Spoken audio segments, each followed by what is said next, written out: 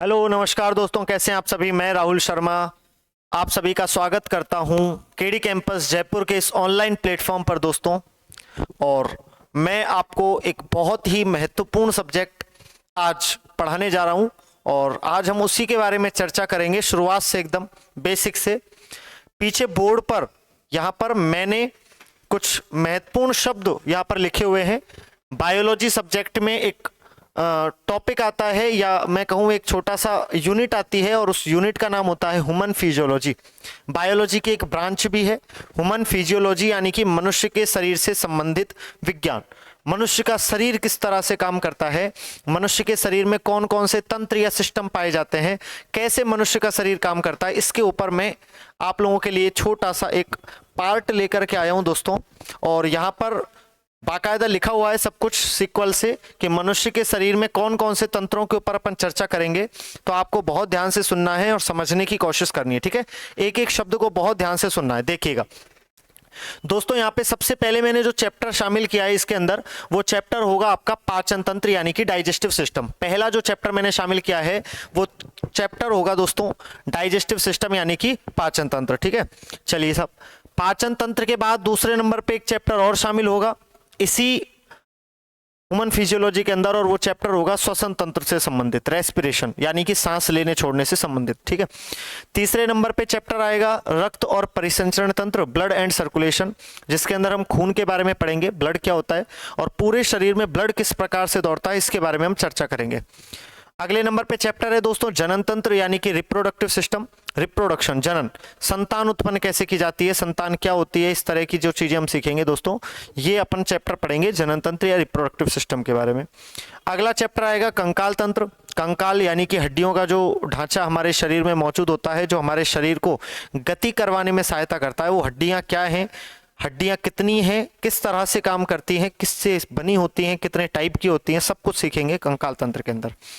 इसके बाद हमारा चैप्टर होगा अंतःस्रावी तंत्र, एंडोक्राइन सिस्टम, और इस चैप्टर के अंदर हम अंतःस्रावी तंत्र यानी अंतःस्रावी ग्रंथियों के बारे में सीखेंगे और शरीर को कंट्रोल कैसे किया जाता है उसके बारे में भी सीखेंगे।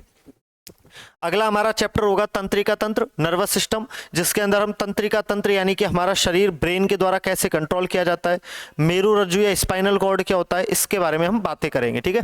तो यहाँ पर चैप्टर रहने वाला है तंत्रिका तंत्र यानी कि नर्वस सिस्टम। आगे अगला चैप्टर होगा उत्सर्जन तंत्र यानी कि एक्सक्रेटरी सिस्टम, और इस चैप्टर में हम शरीर में बनने वाले उत्सर्जी पदार्थों, कौन कौन सी चीजें वेस्ट मटेरियल हमारे शरीर में बनते हैं और उनका उत्सर्जन या उनका एक्सक्रीशन बॉडी से किस किस फॉर्म में और कहाँ कैसे किया जाता है, वो हम इसमें सीखने वाले हैं, ठीक है। तो ये एक चैप्टर्स की सीरीज आप लोगों के सामने मैंने लिखी है, और इस सीरीज में आपको बाकायदा सारे चैप्टरों के नाम दिख रहे होंगे, कौन कौन से चैप्टर अपन पढ़ेंगे इस सीरीज के अंदर, वो सारी चीजें मैंने इसके अंदर लिख दी हैं, ठीक है। तो अब मैं अपनी कहानी को शुरू करने जा रहा हूं एकदम पहले चैप्टर से, बेसिक से एकदम। और जो अपना पहला चैप्टर होगा दोस्तों, वो अपना चैप्टर रहेगा पाचन तंत्र यानी कि डाइजेस्टिव सिस्टम। तो इसी चैप्टर से मैं अपनी कहानी की शुरुआत करने जा रहा हूं। हम बिल्कुल एक एक चीज को बेसिक से सीखेंगे और आप इसको साथ साथ में नोट भी करेंगे, ठीक है। कहानी शुरू करने जा रहा हूं पाचन तंत्र से यानी कि डाइजेस्टिव सिस्टम से। ओके दोस्तों, चलिए शुरू करते हैं दोस्तों। तो हमारा जो आज का पहला चैप्टर रहने वाला है वो होगा अपना पाचन तंत्र यानी कि डाइजेस्टिव सिस्टम। आज हम इसी के बारे में सीखेंगे, चर्चा करेंगे, और जो वास्तविक प्रक्रिया है कि भाई शरीर कैसे काम करता है उसके बारे में सीखेंगे। उम्मीद करता हूं वीडियो आपको पसंद आएगी। लाइक करें यदि वीडियो पसंद आए तो, और थोड़ा सा ध्यान से सुने, ठीक है। आज मैं आपके लिए बहुत महत्वपूर्ण जानकारी लेकर के आया हूं दोस्तों। यहां आपको दो शब्द दिखाई दे रहे हैं। पहला शब्द आपको दिखाई दे रहा है पाचन, और दूसरा शब्द आपको दिखाई दे रहा है तंत्र। पाचन जिसे कि इंग्लिश में डाइजेशन बोला जाता है, और तंत्र जिसे कि इंग्लिश में सिस्टम बोला जाता है। दोनों शब्दों के ऊपर चर्चा करूंगा। सबसे पहले मैं शब्द उठा रहा हूं तंत्र, जिसको कि इंग्लिश में सिस्टम बोला जाता है, ठीक है। देखिएगा, आपको इतना तो पता ही होगा दोस्तों कि हम सबका शरीर कोशिकाओं से मिलकर बना होता है। यानी इस दुनिया में जो सजीव होते हैं उन सजीवों का शरीर किससे मिलकर बनता है, कोशिकाओं से मिलकर बना होता है। हमारा सबका शरीर कोशिकाओं से बना है। जब ये कोशिकाएं समूह बनाती हैं, ग्रुप बनाती हैं दोस्तों, जब एक से ज्यादा कोशिकाएं मिलकर एक जैसा काम करने लगे या समूह बना लें, तब कोशिकाओं के इस समूह को हम ऊतक के नाम से जानने लगते हैं। तब कोशिकाओं के समूह को हम ऊतक के नाम से जानने लगते हैं। तो यहां पर मैंने कहा कोशिका के समूह को मैंने नाम दिया ऊतक, टिश्यू। यदि दोस्तों यही काम ऊतक भी कर लें, यानी ऊतक भी समूह बनाकर एक जैसा काम करने लगे, तो ऊतकों के समूह को अपन अंग के नाम से जानते हैं। जब ऊतक मिलकर समूह बनाते हैं तो अंगों के नाम से इसे जाना जाता है, यानी कि अंगों का निर्माण होता है। यही काम जब अंग करें, यानी कि अंग भी मिलकर जब समूह बना लेते हैं या ग्रुप बना लेते हैं और मिलकर किसी एक विशेष काम को करने लगते हैं, तब जाकर दोस्तों निर्माण होता है तंत्र का, यानी कि अंग तंत्र का, ऑर्गन सिस्टम का दोस्तों निर्माण होता है। तो यहां पर जो पहला शब्द लिखा हुआ है ना बोर्ड पर, जो पहला शब्द आपके सामने लिखा हुआ था और मैंने उसकी व्याख्या की है कि यानी कि तंत्र शब्द का मतलब क्या है, सिस्टम का मतलब क्या है, उसकी मैंने यहाँ पर व्याख्या की है। ठीक है, तो तंत्र कैसे बनता है? जब कोशिकाएं समूह बनाती हैं तो ऊतक बनते हैं, और जब ऊतक समूह बनाते हैं तो अंग बनते हैं। यही अंग समूह बनाकर अंग तंत्रों का निर्माण करते हैं। ये अपन ने सबसे पहले तंत्र शब्द के बारे में जानने की कोशिश की।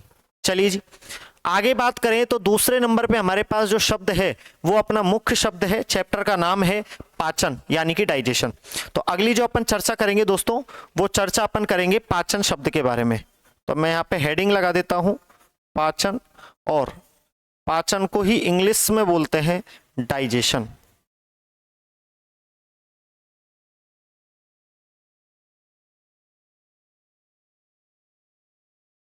दोस्तों यदि हम बात करें पाचन शब्द के बारे में, तो पाचन की एक सीधी सी परिभाषा मैं आपको बताता हूं। जैसे कि एग्जाम्पल के तौर पर मान लो कि मैं आपको सब्जेक्ट पढ़ा रहा हूं बायोलॉजी, है ना, और मैं अपना सब्जेक्ट मान लो मैं आपसे कह के चलता हूं कि भाई मेरा सब्जेक्ट मैं आपको 1 महीने पढ़ाने वाला हूं। मान लो कि मैं आपको 1 महीने मेरा सब्जेक्ट पढ़ाने वाला हूं। अब इसके 2 तरीके हो सकते हैं। पहला तरीका ये हो सकता है कि मैं आपको लगातार बैठा हूं सामने और 1 महीने तक लगातार पढ़ाता रहूं, यानी रुकू ही नहीं, पहला तरीका। दूसरा तरीका ये हो सकता है कि मैं आपको थोड़ा थोड़ा करके एक एक दिन पढ़ाऊं और तब जाके आपको इस विधि से पढ़ाया जाए। तो दोनों विधियों में आपको ऐसा लगेगा कि जो पहली वाली विधि थी यानी लगातार पढ़ाने वाली, वो थोड़ा सा आपके लिए परेशान भरी या दुख भरी हो सकती है। यही काम यदि हम धीरे धीरे करें, छोटे छोटे टुकड़ों में करें, यानी डेली 1 घंटा पढ़ें या डेली आधा घंटा पढ़ें या डेली 2 घंटे पढ़ें, तो यही काम हमारे लिए बेहद आसान हो सकता है। वही कुछ प्रोसेस यहाँ पर होने वाला है। जब भी हम खाना खाते हैं तो वो जो खाना हम खाते हैं वो थोड़ा सा उसके अंदर जो पोषक तत्व हैं वो जटिल रूप में होते हैं, और वो सॉरी, तो जो भी हम खाना खाते हैं उसके अंदर जो पोषक तत्व होते हैं वो सारे के सारे जटिल रूप में होते हैं, और उन जटिल रूप से हमारा जो शरीर है उस जटिल पोषक तत्वों को एज इट इज ग्रहण नहीं कर सकता, यानी जैसा वो है उस स्थिति में ग्रहण नहीं कर सकता। तो ऐसी स्थिति में पहले उन जटिल तत्वों को सरल रूप में बदला जाता है। सरल रूप का मतलब छोटे छोटे रूप में, छोटे आसान रूप में बदला जाता है, ताकि पहले हमारा शरीर उनको पहचान सके और उनको ग्रहण करने के योग्य हो सके, है ना। तब ये काम होता है। तो वो जो भोजन के बड़े और जटिल पोषक तत्व थे उनको सरल रूप में बदलना। कौन से सरल रूप में? ताकि हमारा शरीर उनको आसानी से ग्रहण कर सके, बस इतना सा कर देना। ये प्रोसेस पाचन कहलाती है, डाइजेशन कहलाती है। ओके, तो हम बात कर रहे हैं पाचन के बारे में। पाचन क्या है? भोजन में जो पोषक तत्व हैं, न्यूट्रिएंट्स हैं, और वो जो जटिल या बड़े रूप में हैं उनको इस रूप में बदला जाए, इस आसान भाषा में, इस आसान रूप में बदला जाए कि हमारा शरीर उन्हें पहचान सके और आसानी से ग्रहण कर सके। यदि ऐसा हम कर पा रहे हैं तो इस प्रोसेस को ही पाचन या डाइजेशन कहा जाता है। सिंपल सी बात है, कोई दिक्कत नहीं है। अब ये पाचन होगा किसके जरिए? दोस्तों ये पाचन जो प्रोसेस है इसको करने के लिए हमारे शरीर में कुछ अंगों का समूह, जैसे अभी मैंने बताया था थोड़े समय पहले कि अंग तंत्र यानी कि बहुत सारे अंग मिलकर के काम करते हैं, उसी प्रकार बहुत सारे अंग मिलकर भी इस पाचन की क्रिया को कंप्लीट करेंगे, और उन सारे अंगों के समूह को ही हम कहते हैं पाचन तंत्र यानी कि डाइजेस्टिव सिस्टम। तो यदि आपसे 2 अलग अलग शब्दों के ऊपर बात की जाए, पहला शब्द पाचन यानी कि डाइजेशन और दूसरा शब्द तंत्र यानी कि सिस्टम, यदि आपसे इन 2 शब्दों के ऊपर बात की जाए तो तंत्र शब्द का मतलब तो मैंने आपको समझा ही दिया कि तंत्र का मतलब क्या होता है। और अगर आपसे बात की जाए पाचन के बारे में तो बस इतना सा याद रखना, बड़े अणुओं को छोटे अणुओं में बदलना है ताकि हमारा शरीर उन्हें ग्रहण कर पाए। सिंपल। इस काम को करने के लिए कुछ अंग हैं जिन्होंने समूह बना लिया है, और उन अंगों के समूह को ही क्या कहा जाता है? पाचन तंत्र के नाम से या डाइजेस्टिव सिस्टम के नाम से जानते हैं।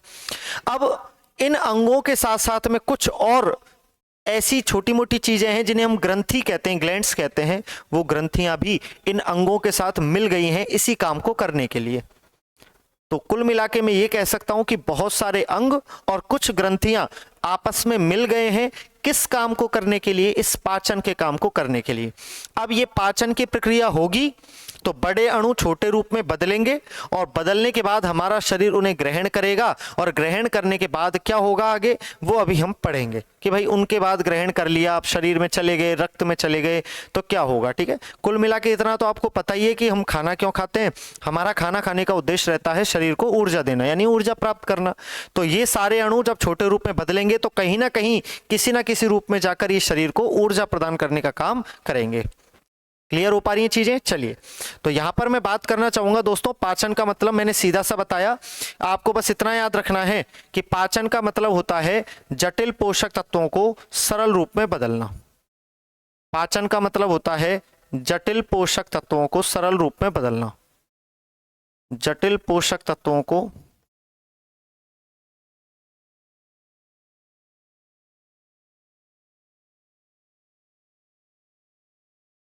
सरल रूप में बदलना, यही क्रिया क्या कहलाती है, पाचन कहलाती है। सिंपल सी बात है, जटिल पोषक तत्वों को सरल रूप में बदलना। अब ये किसकी सहायता से बदले जाएंगे दोस्तों, तो ये विभिन्न ग्रंथियों की सहायता से, और ग्रंथियों से जो प्रोडक्ट निकलते हैं उन्हें एंजाइम कहा जाता है, यानी ये प्रक्रिया बहुत सारे एंजाइमों की मदद से संपन्न होगी। तो यहां पर अपन बात कर रहे हैं पाचन की, कि जटिल पोषक तत्वों को सरल रूप में बदलना ही क्या कहलाता है, पाचन कहलाता है। मैं लिख भी देता हूं, कॉम्प्लेक्स फूड को सिंपल फॉर्म में कन्वर्ट करना। कॉम्प्लेक्स फूड को सिंपल फॉर्म में कन्वर्ट करना ही पाचन कहलाता है।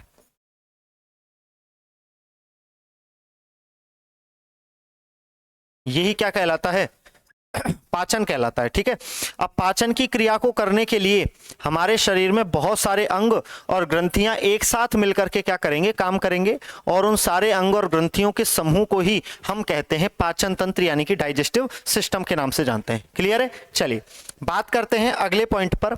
तो दोस्तों, पाचन की क्रिया को करने के लिए हमारे शरीर में कुछ तो अंग हैं और कुछ ग्रंथियां, दोनों मिलकर के काम करते हैं। पूरी की पूरे अंग और ग्रंथियां मिलकर एक नली का निर्माण करते हैं, एक ट्यूब का निर्माण करते हैं, और उस ट्यूब को अपन कहते हैं आहार नाल।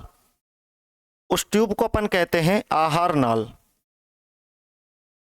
तो पाचन तंत्र में एक इंपॉर्टेंट शब्द काम में ले रहा हूं, और यह शब्द है दोस्तों आहार नाल। इंग्लिश में इसे बोला जाता है एलिमेंट्री कैनाल। आहार नाल शब्द काम में ले रहा हूं। आहार नाल का मतलब एक ऐसी लंबी नली जिसमें बहुत सारे तो अंग और बहुत सारी ग्रंथियां मिलकर, ग्लैंड्स मिलकर एक साथ काम करेंगे पाचन का। इस सब को कहा जाता है आहार नाल। ठीक है, आहार नाल में कुल मिला के दो चीजें शामिल हैं, जैसा कि अभी मैंने आपको बताया। आहार नाल में दो चीजें शामिल हैं दोस्तों, कौन कौन सी।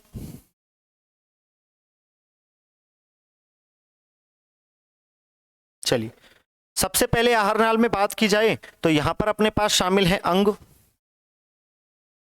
कुछ तो अंग शामिल हैं, ऑर्गन्स शामिल हैं, और कुछ अपने पास दोस्तों ग्रंथियां शामिल हैं।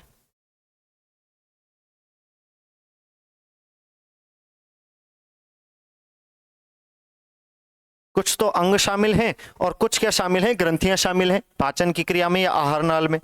कौन कौन से अंग शामिल हैं पाचन की क्रिया में। देखिए, खाना कहां से खाते हैं, सबसे पहले वहीं से समझना शुरू करते हैं दोस्तों। खाने की बात करें तो आपको पता है हम खाना खाते हैं मुंह से, यानी कि सबसे पहले नंबर पे जो अंग आएगा उसका नाम होगा मुख, माउथ। खाना खाते हैं मुख से। जब खाना खा लेते हैं तो जैसे ही मुख खुलेगा तो अंदर खाना जाएगा, उस खाली जगह को बोला जाता है मुख गुहा, यानी कि बकल कैविटी। तो दूसरे नंबर पे जो अंग आएगा उसका नाम होगा मुख गुहा,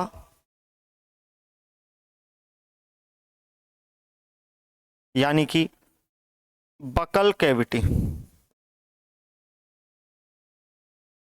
मुख गुहा। इसके बाद दोस्तों तीसरे नंबर पे मुख गुहा के बाद खाना अगले अंग में जाएगा और उस अगले भाग का नाम होगा ग्रसनी। उस अगले भाग का नाम होगा ग्रसनी, और इस ग्रसनी को अपन किस नाम से जानते हैं? ग्रसनी को अपन कहते हैं फेरिंग्स। तो खाना जाएगा अगले अंग में यानी कि ग्रसनी में। ग्रसनी के बाद दोस्तों खाना जाएगा अगले अंग में, और इस अंग का नाम होता है ग्रास नली। इस ग्रास नली को ग्रसिका भी कहा जाता है। इस ग्रास नली को ग्रसिका भी कहा जाता है, और इसी को अपन ईसोफेगस के नाम से भी जानते हैं। इसी को हम ईसोफेगस के नाम से भी जानते हैं। ग्रास नली के बाद खाना आगे जाएगा, और ये जाएगा दोस्तों आमाशय में। एक थैलेनुमा अंग है आमाशय, इसके अंदर खाना जाएगा, और आमाशय को हम कहते हैं स्टमक। तो खाना जाएगा आमाशय में, ठीक है। आमाशय के बाद खाना आगे जाएगा, और आगे खाना जाएगा छोटी आंत्र में। आमाशय के बाद खाना जाएगा छोटी आंत्र में, यानी कि स्मॉल इंटेस्टाइन में।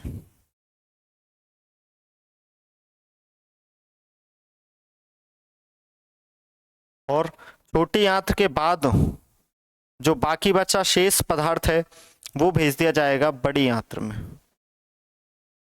छोटी आंत्र के बाद जो शेष पदार्थ है वो भेज दिया जाएगा बड़ी आंत्र में।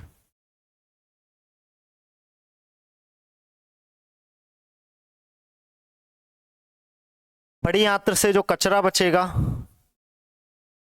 उस कचरे को गुदा के द्वारा या गुदा द्वार के द्वारा, एनस के द्वारा उसे शरीर से निकाल दिया जाएगा बाहर।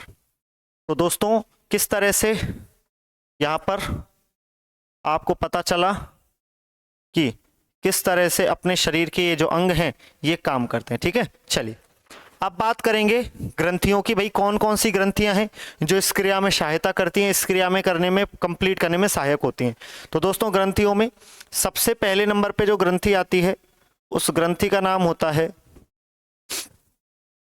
मुंह के अंदर काम करने वाली लार ग्रंथि।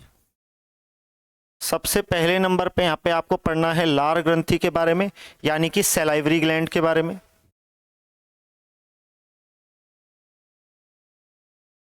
सैलाइवरी ग्लैंड्स के बारे में। ये मुंह के अंदर काम करती हैं। लार ग्रंथियों का वास्तविक काम मुंह के अंदर होता है, ठीक है। लार ग्रंथियों के बाद दूसरे नंबर पे दोस्तों अपने पास एक ग्रंथि आती है, और उस ग्रंथि को आप बेहद अच्छे से जानते हैं। उस ग्रंथि को अपन लीवर कहते हैं। हिंदी में उसे यकृत या जिगर या कलेजे के नाम से भी जाना जाता है। तो लीवर, यकृत, जिगर या कलेजे के नाम से जाना जाता है। तीसरे नंबर पे दोस्तों एक और ग्रंथि आती है, और उस ग्रंथि का नाम होता है अग्न्याशय। तीसरे नंबर पे एक और ग्रंथि आती है, और उस ग्रंथि का नाम होता है अग्न्याशय, यानी कि पैनक्रियाज। सिंपल सी बात है। तो यहां पर आपको यह पता चल पाया कि कौन कौन से अंग और कौन कौन सी ग्रंथियां मिलकर भोजन पर हमला करती हैं, भोजन का पाचन करने में मदद करती हैं। अब ये ग्रंथियां काम कहां करती हैं, यानी कौन से अंग में कौन सी ग्रंथि काम करती है वो भी हमें पता होना चाहिए। जैसे कि दोस्तों ये जो मुख गुहा है, सबसे पहले इसकी बात करें तो इसमें तो ये लार ग्रंथि काम करती है, यानी मुख गुहा के अंदर तो लार ग्रंथि काम करेगी। इसके अलावा ये यकृत और अग्नाशय कहाँ काम करते हैं, तो ये यकृत और अग्नाशय दोनों की दोनों दोस्तों ये छोटी आंत्र में काम करते हैं। ये यकृत और अग्नाशय दोनों की दोनों छोटी आंत्र में काम करते हैं, याद रखना। यकृत और अग्नाशय दोनों की दोनों छोटी आंत्र में काम करते हैं। तो आपको यदि ऐसा पूछा जाए कि बताओ कौन सा अंग और कौन सी ग्रंथि मिलकर काम कर रहे हैं, तो यहाँ पर लार ग्रंथि तो मुख गुहा में काम करती है, और लीवर और पैनक्रियाज ये दोनों छोटी आंत्र के साथ काम करते हैं, ठीक है। इसी के साथ मैं आपसे विदा लेना चाहूंगा। फिर एक बार मुलाकात होगी आपसे नेक्स्ट पॉइंट के साथ। तब तक के लिए धन्यवाद, शुक्रिया, जय हिंद।